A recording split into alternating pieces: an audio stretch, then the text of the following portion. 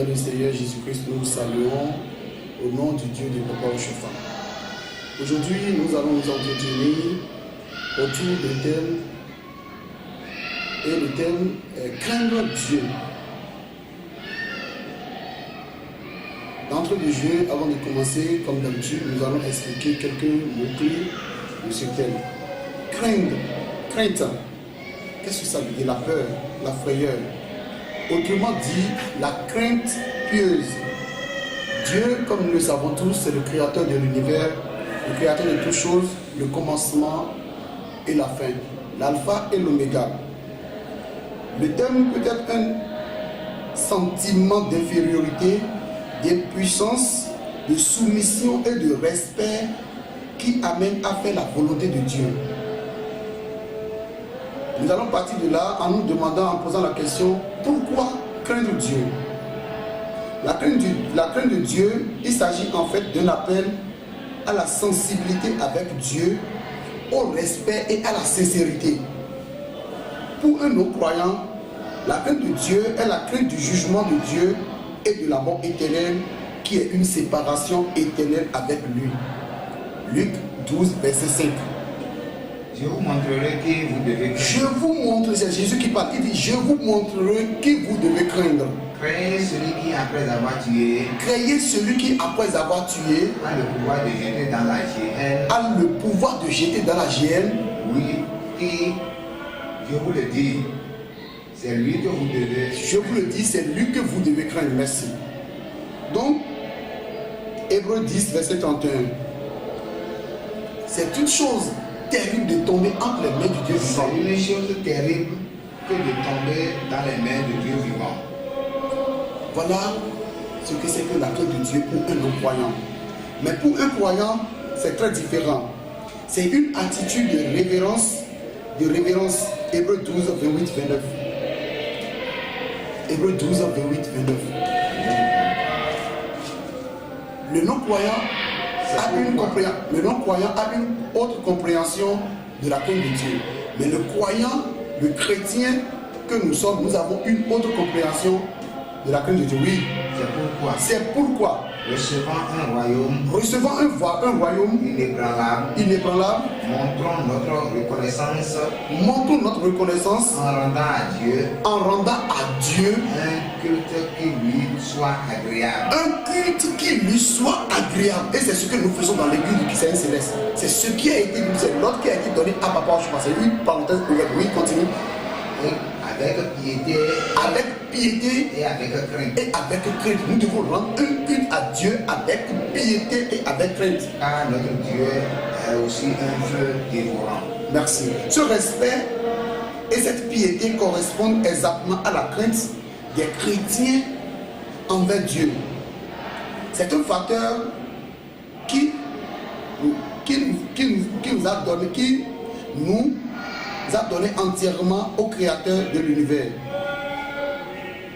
Bien-aimé dans le Seigneur Jésus-Christ, la crainte de Dieu est la base pour marcher dans ses voies, le servir et surtout l'aimer de tout notre cœur et de toute notre âme. Proverbe 8, verset 13. La crainte de l'Éternel, c'est la haine du mal. La crainte de l'Éternel, c'est la haine du mal. L'arrogance et l'orgueil, la voie du mal. C'est la voie du mal. Car Dieu est ami à ceux qui le craignent.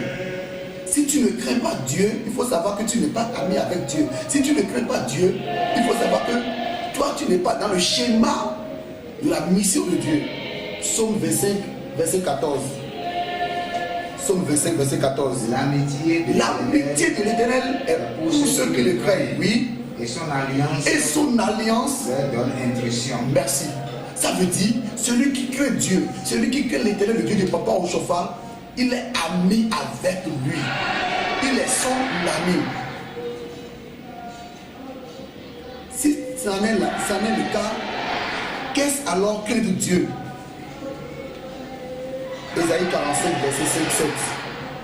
Je suis l'Éternel. Je suis l'Éternel. Et il n'y en a point d'autre. Il n'y en a point d'autre. C'est Dieu qui parle à travers le prophète Ésaïe. Oh moi, il n'y a point de Dieu. Il n'y a point de Dieu. J'étais saint. Je t'ai saint avant que tu me connaisses. Dieu nous connaissait déjà avant que nous connaissions même Dieu. Afin que l'on sache du soleil levant. Afin que l'on sache du soleil levant. Au soleil couchant. Que hors Dieu. Il n'y a point de Dieu. Il n'y a point de Dieu. Et il n'y aura point de Dieu. Je suis l'Éternel. Je suis l'Éternel, c'est lui qui parle. Il n'y a point d'autre. Il n'y en a point d'autre. Ésaïe 8, verset 13.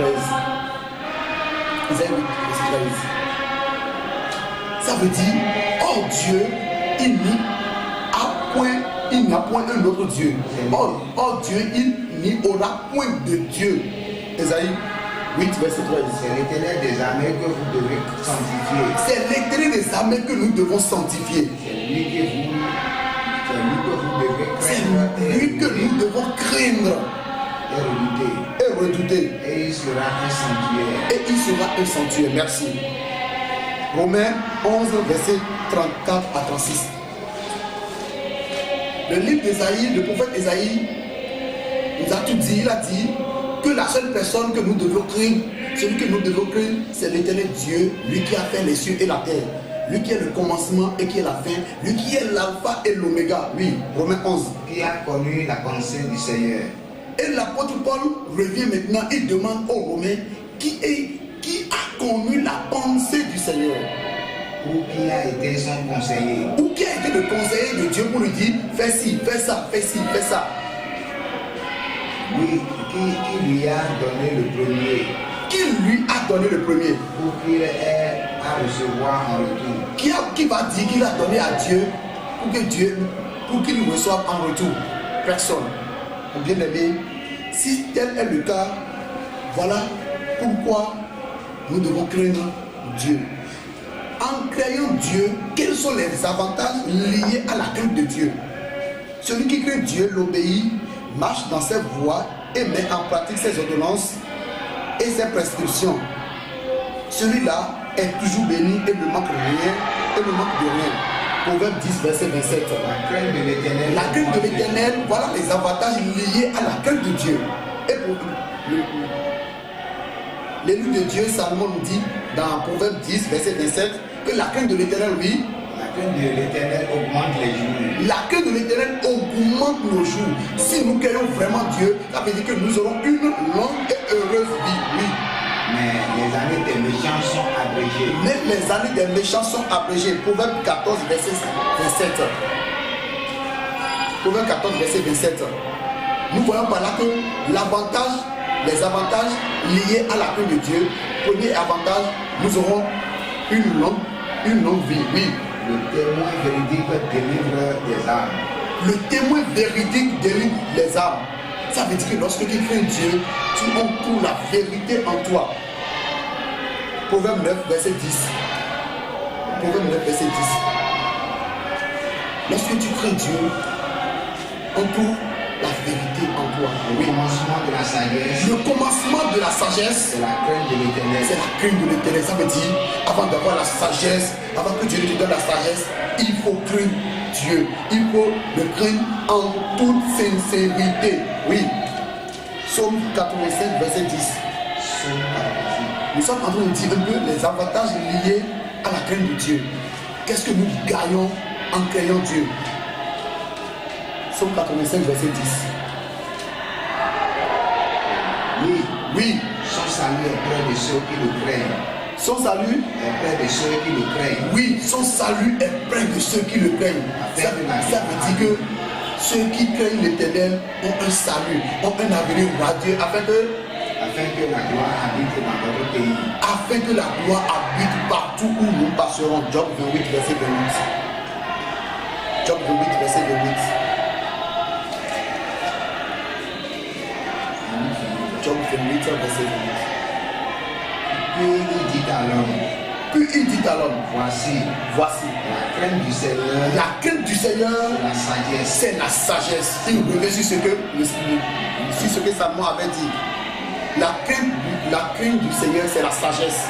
2 Samuel 23, verset 3, 4. 2 Samuel 23, verset 3, 4. 2 Samuel 23. verset 3-4. Le Dieu d'Israël a parlé. Le Dieu d'Israël a parlé. Le rocher d'Israël m'a dit. Le rocher d'Israël m'a dit. Celui qui règne parmi les hommes, Celui qui règne parmi les hommes, avec justice. avec justice. Celui qui règne dans la crainte de Dieu. Celui qui règne dans la crainte de Dieu. Est pareil à la lumière du matin. Celui-là est pareil à la lumière du matin. Quand le soleil brille. Oui. Tu t'as dit que si tu crains l'Éternel, si tu as la crainte de Dieu, tu es pareil à la lumière du matin quand le soleil brille. Oui. Quand le soleil et que la matinée est sans nuage. Et que la matinée est sans nuage. Ces rayons après la pluie nous font sortir de la terre la vertu. Les rayons de celui-là qui craint l'Éternel brillent à toujours. Oui. N'en est-il pas ainsi de ma maison devant Dieu? Merci. Si avec ainsi, nous allons donner quelques exemples de ceux qui ont la crainte de Dieu. Nous allons prendre l'exemple de Noé, Hébreux 11, verset 7. C'est par la foi que Noé, L'apôtre Paul nous montre par là que c'est par la foi que Noé, divinement averti des eaux, des choses, on ne voyait pas encore, oui, et saisi d'une crainte respectueuse. et saisi d'une crainte respectueuse. Ça veut dire que quand Dieu a parlé à Noé, Dieu a dit à Noé, il faut construire une hache. Noé a eu la crainte de Dieu. Il a commencé l'œuvre que Dieu lui a commandé. Nous allons prendre le cas d'Abraham. Abraham qui cherchait. Abraham à qui Dieu a fait une promesse. Abraham qui était l'ami de Dieu. Et Dieu lui témoignait de la droiture d'Abraham. Dieu lui a fait une promesse. Genèse 22, verset 12. Dieu lui a fait une promesse de lui donner un enfant. Et effectivement, Dieu lui a donné cet enfant qui est Isaac. Mais avant tout, Dieu est revenu maintenant vers Abraham. Il dit, Abraham, offre-moi Isaac pour sacrifice. Ce que Abraham voulait faire. Et Dieu lui a dit, Dieu dit, prends ton fils Isaac, ton unique, celui que tu aimes, Isaac. Le verset 12. Le verset 12. L'ange dit, quand Abraham a pris effectivement Isaac et il voulait sacrifier, il a déjà mis Isaac sur le bois, il voulait sacrifier Isaac pour Dieu. L'ange lui a dit, oui, n'avance pas ta main et ne lui fais rien de mal. Car je sais maintenant que tu crains Dieu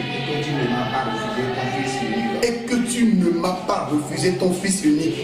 Abraham leva les yeux et vit derrière lui un bélier retenu dans un buisson. Merci. Par les corps. Ça veut dire, l'ange a vu vraiment, Dieu a vu vraiment que Abraham a eu la crainte pour lui. Nous allons prendre dans le cas de Joseph. Joseph, à qui Dieu a fait aussi des promesses de le bénir, à qui Dieu a fait la promesse de souveraineté sur sa famille, était confronté à certaines difficultés. Genèse 39, verset 8-10. Il refusa et dit à la femme de son maître. Lorsque Joseph était dans la maison de Potiphar, la femme voulait que Joseph s'approchait de lui. Mais Joseph a dit à la femme de son maître, il dit oui. Voici mon maître ne prend avec moi connaissance de rien dans Voici mon maître ne prend avec moi connaissance de rien dans cette maison. Et il a remis entre mes mains. Il a remis entre mes mains tout ce qui lui appartient. Tout ce qui lui appartient. Il n'est pas plus grand que Il moi. n'est pas plus grand que moi dans cette maison. Et il ne m'a rien interdit. Et il ne m'a rien interdit. Excepté toi. Excepté toi. Parce que tu es sa femme. Parce que tu es sa femme, oui. Comment ferait-il Voilà la crainte de Joseph. Il a dit, comment ferait un si grand mal et pécheresse contre lui. Alléluia.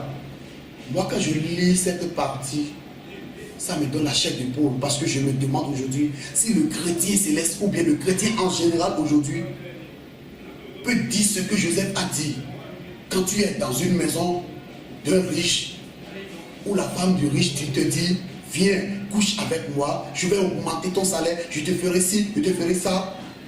Est-ce que nous sommes disponibles? Est-ce que nous avons vraiment cette crainte pour dire non? L'Éternel a refusé cela. Est-ce que nous avons vraiment cette crainte que Dieu fasse, que nous ayons en tout lieu, en tout temps, la crainte pour ses ordonnances, la crainte pour lui-même. Ceux-là ont une conduite pieuse envers Dieu en obéissant à sa voix, en mettant en pratique toutes ses prescriptions sans faille et ont bénéficié de sa grâce. Bien-aimés dans le Seigneur, combien de chrétiens, particulièrement le chrétien céleste, craignent Dieu aujourd'hui? Est-ce que nous craignons vraiment Dieu aujourd'hui? Car voilà, voici ce que Dieu nous dit dans Malachie 1, verset 6. Il dit, un fils honore son père, un serviteur son maître. Si je suis votre père, où est la crainte qui m'est due? Si je suis votre maître, où est la crainte que vous avez de moi? Où est le Malachie 1, verset 6. Malachie 1, verset 6. Un fils honore son père. Un fils honore son père. Un serviteur son maître. Un serviteur son maître. Si je suis père. Si je suis père, Où est l'honneur qui m'est dû? où est l'honneur qui m'est dû? Si je suis maître. Si je suis maître, c'est Dieu qui nous pose cette question. Si je suis maître, où est la crainte que vous avez de moi? Bien aimé dans le Seigneur Jésus-Christ. Pourquoi le Seigneur nous demande, nous pose toutes ces questions? Parce qu'il a dit dans Ésaïe 1er verset 2, il dit, j'ai nourri et élevé des enfants, mais ils se sont révoltés contre moi. Ça veut dire, le chrétien que nous sommes, Dieu nous a nourris, Dieu nous a élevés. Mais aujourd'hui, nous sommes révoltés contre Dieu à travers nos comportements, à travers nos attitudes, parce que nous n'avons plus la crainte de Dieu. Toi qui étais simple fidèle hier, aujourd'hui que tu es devenu divorcé, tu te permets le privilège de faire tout ce que tu veux. Oui, Ésaïe 1er verset 2. Cieux, écoutez, terre, prête oreille, car l'Éternel parle. J'ai nourri et élevé des enfants. Ils se sont révoltés contre moi. Le peuple connaît son possesseur. Le peuple connaît son possesseur. Il a la crèche de son maître. Et là, la crèche de son maître. Israël ne connaît rien. Mais le chrétien aujourd'hui ne connaît plus Dieu. Le peuple n'a pas été. Parce que nous n'avons plus la crainte de Dieu. Malheur à la nation. Merci. Et le verset 21 dit quoi? Surtout le chrétien céleste. Est-ce que nous avons toujours la crainte de Dieu? Non. Quoi donc? La cité fidèle est de l'église du chrétien céleste, qui était une cité, une église fidèle, est devenue une prostituée. C'est-à-dire est devenue une église rebelle. Oui. Elle était remplie d'équité. Elle était remplie d'équité. C'est pas l'église qui a été donnée à Papa Ochofa, ça. Mais aujourd'hui, nous n'avons plus la crainte de Dieu dans l'église du chrétien céleste. Oui. La justice y habitait. La justice y habitait. Mais maintenant, il y a des assassins. Il y a des assassins. Il n'y a rien que du désordre, il n'y a rien que ceux qui font le merci. Mais néanmoins, quand on dit le chrétien céleste, quand on dit les chrétiens célestes, ce ne sont pas toutes les brebis qui sont galeuses. Il y a quelques-uns qui ont encore la crainte de Dieu. Mais la majorité aujourd'hui, laissez-moi vous dire, la majorité aujourd'hui n'ont plus la crainte de Dieu. Alors que la crainte de Dieu, comme là, il nous a dit, Proverbe, il dit, c'est le commencement de la sagesse. Et David nous dit dans Somme 25, verset 14, que nous venons de lire tout à l'heure, que l'amitié de Dieu, de l'Éternel, est pour ceux qui le craignent. Ça veut dire que si tu ne crains pas Dieu, sois sûr que tu n'es pas ami de Dieu. Bien aimé dans le Seigneur Jésus-Christ, nous allons faire un examen de conscience. Nous allons demander pour voir vraiment, parce que Papa Ochofa nous a laissé un verset qui me réjouit tout le temps. 1 Corinthiens 3, verset 10. Il dit, comme un sage architecte, j'ai posé le bon fondement. Parce qu'il avait la crainte de Dieu, il a posé le bon fondement. Selon la grâce de Dieu qui m'a été, selon la grâce de Dieu qui m'a été donnée, j'ai posé le fondement. J'ai posé le fondement. Comme un sage architecte. J'ai posé le fondement tout en ayant la crainte de Dieu, bien sûr. C'est ce que le Papa Ochofa nous dit. Comme un sage architecte, oui. Et un autre bâti dessus. Mais que chacun prenne garde de la manière dont il bâtit dessus. Mais que chacun prenne garde. Que chacun prenne garde de la manière dont il bâtit dessus. Car personne ne peut poser un autre fondement. Car personne ne peut poser un autre fondement que celui qui a été posé. Excepté Jésus-Christ. Alléluia. Bien-aimé Jésus, bien-aimé dans le Seigneur Jésus-Christ. Est-ce que nous sommes en train de marcher aujourd'hui sur les traces de Papa Ochofa? Est-ce que nous sommes en train de marcher sur les voies que Dieu a prescrites à Papa Ochofa? Est-ce que nous avons encore la crainte de Dieu? Si nous voyons tout ce qui se passe au sein de l'église de Dieu aujourd'hui, est-ce que nous avons encore la crainte? C'est la question que nous devons nous poser. C'est la question que nous devons nous demander. Nous devons faire un examen de conscience. Nous devons faire un feedback de ce qui a été dit. Pour voir si réellement nous sommes en tant que chrétiens, particulièrement le chrétien céleste, nous avons vraiment la crainte de Dieu. Bien-aimés dans le Seigneur Jésus-Christ, n'allons pas tout parler sur ce thème. Et nous devons savoir que craindre Dieu, c'est le respecter, lui obéir, nous soumettre à lui totalement et l'adorer avec piété en lui donnant une vénération totale. Ça, c'est ce que nous appelons la crainte de Dieu, ça. C'est une révérence pour lui qui influence profondément notre manière de vivre afin de jouir de ses biens et bénéficier de sa grâce. Psaume 128, verset 1 à 4. Psaume 128. Heureux tout homme qui craint l'Éternel. Heureux tout homme qui craint l'Éternel. Qui marche dans ses voies. Avant de craindre l'Éternel, nous allons revenir un peu en arrière et lire le psaume 1er, verset 1. Le psaume 1er, verset 1. Il dit heureux. Heureux l'homme qui marche. Heureux l'homme qui ne marche pas selon le conseil. C'est ce que nous appelons la crainte de Dieu. Heureux l'homme qui ne marche pas selon le conseil des méchants. Qui ne s'arrête pas sur la voie des pécheurs. Qui ne s'arrête pas sur la voie des pécheurs. Et qui ne siège pas en compagnie des moqueurs. Et qui ne siège pas, qui ne s'assoit pas en compagnie des moqueurs. Mais qui trouve son plaisir dans la loi de l'Éternel. Qui la médite. Et mais pourquoi? Parce que pourquoi? Si tu as la crainte de Dieu, je ne vois pas pourquoi tu vas commettre l'adultère. Si tu as la crainte de Dieu, je ne vois pas pourquoi tu vas adorer un autre Dieu. Si tu as la crainte de Dieu, parce que aujourd'hui, ce que nous voyons dans l'église du Christ céleste, nos comportements montrent vraiment que nous n'avons plus la crainte de Dieu dans l'église du Christ céleste. Mais nous exhortons vraiment à avoir la crainte de Dieu, parce que Psaume 128 nous dit heureux l'homme qui craint l'Éternel. Oui, Psaume 128, 1 à 4. Heureux l'homme qui craint l'Éternel. Oui. Qui marche dans ses voies. Qui marche dans ses voies. Tu joues alors du travail de tes mains. Alléluia. Quand tu crains l'Éternel, on te dit, quand tu crains l'Éternel, tu dois jouir alors du travail de tes mains. Qu'est-ce qu'il y a de plus beau que ça? Oui. Tu es heureux. Quand tu crains l'Éternel, tu seras toujours heureux. Oui. Tu prospères. Tu prospères. Ta femme est comme... Ta femme, ton mari est comme une vie féconde. À l'intérieur de ta maison. Tes fils sont comme des plants d'olivier autour de la table. Tes enfants seront comme des plants d'olivier autour de la table. Qu'est-ce qu'il y a de plus beau que ça? Bien-aimé dans le Seigneur Jésus-Christ. Pourquoi ne pas craindre Dieu pour avoir bénéficié de tous ces grâces? Jérémie 32, verset 40. Je traiterai avec eux une alliance éternelle. Quand tu crains l'Éternel Dieu, quand tu crains le Dieu de Papa au chauffard, Dieu te dit en revanche maintenant, je traiterai avec toi une alliance éternelle.